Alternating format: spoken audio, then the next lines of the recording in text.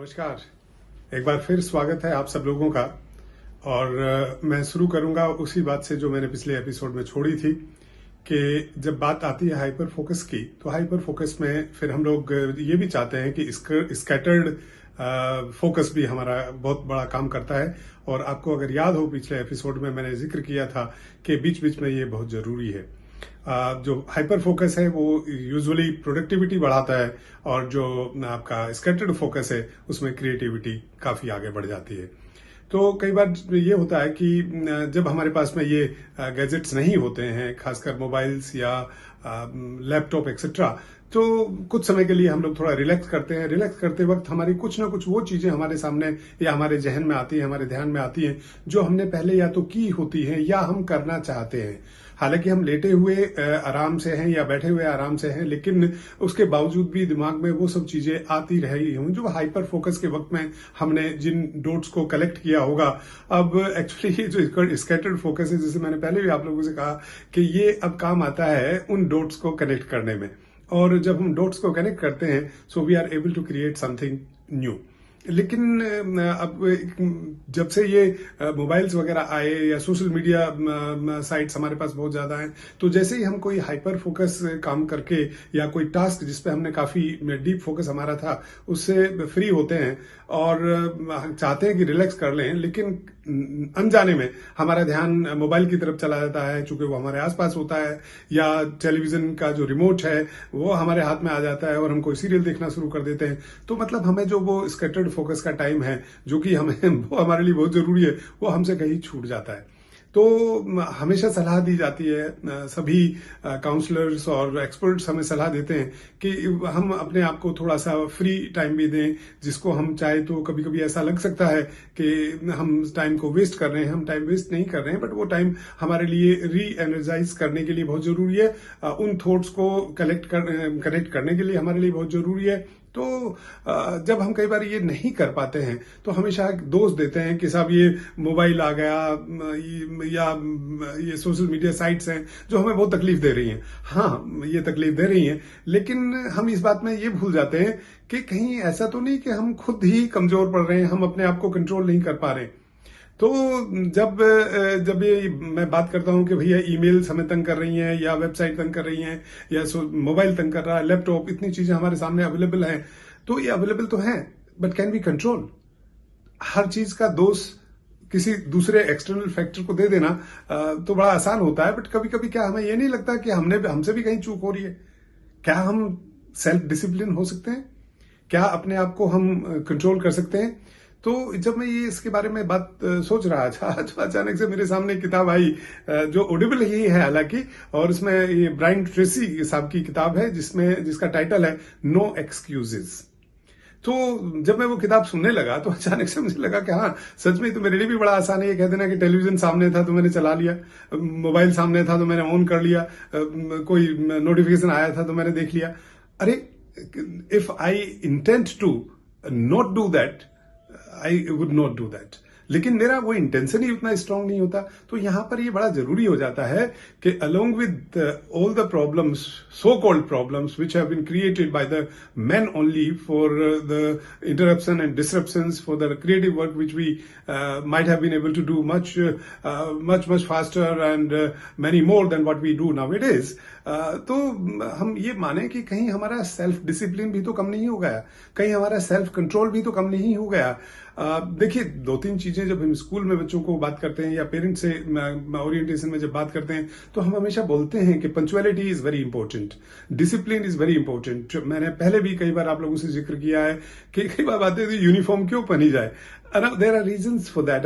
I would have discussed these reasons. I won't repeat them here. तो हमें कुछ चीजें आदतें पड़ती है, कुछ हमें एक सीख मिलती है कि ये हम चीज करेंगे तो हम इसको लगातार करते रहेंगे और वो एक कंट्रोल बनता है। बच्चा जैसे स्कूल यूनिफॉर्म पहन के आता है, मैं अगर फिर एक बात कहूं, और एक बहुत अच्छी आपने कल उसको यूनिफॉर्म पहनाई गई, कोई उसके लिए ड्रेस खरीदी थी, ट्राउजर था या कोई स्कर्ट थी या कोई दूसरा कपड़ा बच्चे को पहनने के लिए, उसका मन है कि मैं उसको पहन के आऊं, लेकिन चूंकि अब स्कूल में एक स्कूल की यूनिफॉर्म में ही आना है तो बच्चा रजिस्ट करेगा उसको। मतलब क्या हुआ, क्या सीख लिया अनजाने में बच्चे ने टू कंट्रोलिंग सेल्फ। बड़ा मन था कि मैं उस यूनिफॉर्म को उस ड्रेस को पहनूं, बट उसको यूनिफॉर्म पहन करके स्कूल आना था, तो यूनिफॉर्म पहन के स्कूल आए वो बच्चे। सिमिलरली बच्चे को टाइम पे आना है तो वो जल्दी जगते हैं, रात को जल्दी सोने की कोशिश करते हैं। तो अगर हम सेल्फ डिसिप्लिन पे भी थोड़ा ध्यान देंगे, सेल्फ कंट्रोल पे भी ध्यान देंगे, और ये हम बचपन से ही बच्चों को ये आदतें डालेंगे, तो जिंदगी में लेटर ऑन हमें बहुत ज्यादा तकलीफें नहीं होंगी। कई बार होता है कि भाई किसी भी काम को हम जब पहली बार करते हैं वो काम आसान नहीं होता, और ये मान के चले, ये तो सब लोग बोलते हैं और हम सबको ये बात समझनी चाहिए कि हर काम कभी ना कभी मुश्किल था। अब आप देखिए, छोटा बच्चा है 2 साल का, 3 साल का, या 1 साल 6 महीने का बच्चा है, या 8 महीने का बच्चा बैठने लगता है, तो उसको उससे पहले बैठने में कितनी तकलीफ होती है। तो अब आज जब बच्चा बड़ा हो जाता है, 2 साल का, 3 साल का हो जाता है, तो उसको बैठना तो बड़ा आसान लगता है। वैसे ही जब बच्चा चलना शुरू करता है तो खड़े होने में बड़ी तकलीफ होती है, तो वो उसके लिए टास्क बड़ा डिफिकल्ट होता है अपने आप को बैलेंस करना या खड़ा होना। सिमिलरली जब हम पढ़ना शुरू करते हैं, अल्फाबेट सीखते हैं, तो वो भी हमें कोई आसान नहीं लगते हैं। हम हिंदी में अगर देवनागरी की बात करें, आ ई यू सीखते हैं, तो शुरू में बड़ी तकलीफ होती है उनको लिखने में, हाथ को बैलेंस करने में या फोकस करने में, बट लेटर ऑन हमें ये चीज बड़ी आसान लगने लगती है। सिमिलरली जब हम कोई चीजें सुनने की कोशिश करते हैं, जब हमारे पेरेंट्स बोल रहे होते हैं, हमारे टीचर्स बोल रहे होते हैं, तो शुरू में उतना हमारा फोकस नहीं होता है, धीरे धीरे हमारा अटेंशन स्पैन बढ़ता जाता है। तो शुरू में जो चीजें मुश्किल होती हैं वो डेफिनेटली अगर हम उसको उस पर लगातार कोशिश करेंगे तो वो और दूसरी चीजों को इसके ऊपर हावी नहीं होने देंगे, ये देख करके कि ये चीज हमारे लिए अच्छी है।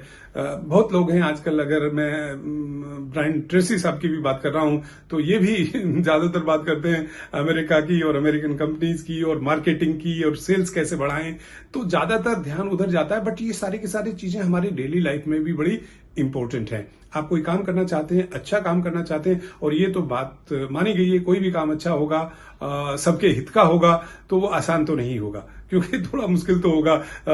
जो आसान काम होते हैं वो यूजुअली बहुत अच्छे नहीं होते हैं, लेकिन मुश्किल काम भी आसान बन जाते हैं अगर हमारे अंदर सेल्फ डिसिप्लिन हो। अगर आपने चीजें तय कर ली हो, मुझे ये काम करना है, मुझे इतने बजे जगना है, मुझे ये काम इतने समय में खत्म कर देना है, और उसके बाद मुझे ये करना है, तो अगर ऐसा हम लोग अपने आप को कंट्रोल करेंगे, सेल्फ कंट्रोल करेंगे, तो हाइपर फोकस भी होगा।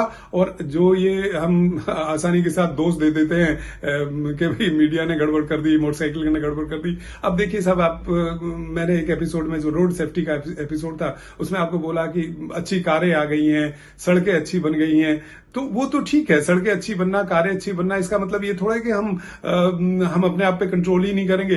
अच्छी सड़क ने ये थोड़ा कहा कि आप कंट्रोल मत करो, अच्छी गाड़ी ने ये थोड़ा कहा है कि आप कंट्रोल मत करो। वो तो कंट्रोल, सेल्फ कंट्रोल तो आपको अपने आप ही रखना है ना ड्राइव करते वक्त। वैसे ही अब हम कई बार दोष दे देते हैं, साहब ये फास्ट फूड आ गया, बड़ी आसानी के साथ ये चीजें बन जाती है। अब वो ठीक है, ये तो हमें देखना है ना कि ये जो फास्ट फूड है हमें कितना नुकसान पहुंचा रहा है, कितना इससे हमें फायदा हो रहा है। कभी कभार खाने में हम लोग कहते हैं कि कोई चीजें होती है, सारी चीजें दुनिया में एकदम अच्छी नहीं होती, सारी चीजें खराब नहीं होती, और सब चीज में, हर चीज में सब कुछ खराबियत नहीं होती, और सारी चीजें बिल्कुल अच्छी नहीं होती। ये सब में थोड़ा मिला जुला होता है, बट हमें ये देखना है कि कौन सी चीज हमारे लिए बेहतर है, कौन सा काम हमारे लिए बेहतर है, किस काम से हम बेहतर अचीव कर सकते हैं, बेहतर ह्यूमन बीइंग बन सकते हैं, ये हमें खुद को सोचना है। और उन्हीं को, यहीं पर बार बार सेल्फ डिसिप्लिन की बात आती है, और ये हमेशा कहते हैं एक 20-80 वाला फॉर्मूला, तो और ये कोड तो आपने खूब सुना होगा कि 20% लोगों के पास 80% लोगों से ज्यादा धन है, या 20% लोग उस पोजीशन पे पहुंच गए, टॉप पोजीशन पे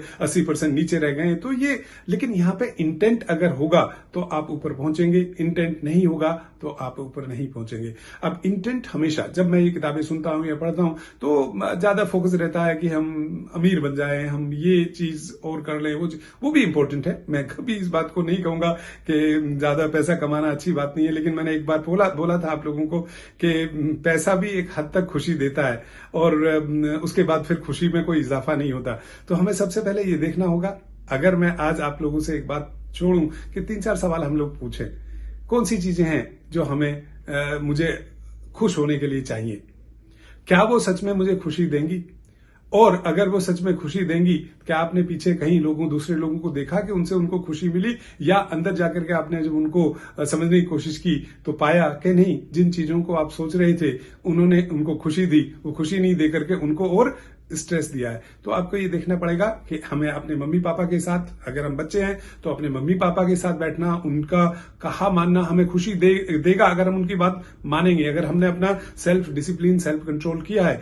अगर खाली मैं यही सोचता रहूंगा कि मैं तो एक इंडिविजुअल हूं, मेरे को सब कुछ एक पावर मिलनी चाहिए, जो मैं सोचूं, जो मैं करूं, मेरी अपनी इंडिविजुअलिटी है और कोई मुझे कंट्रोल क्यों करे।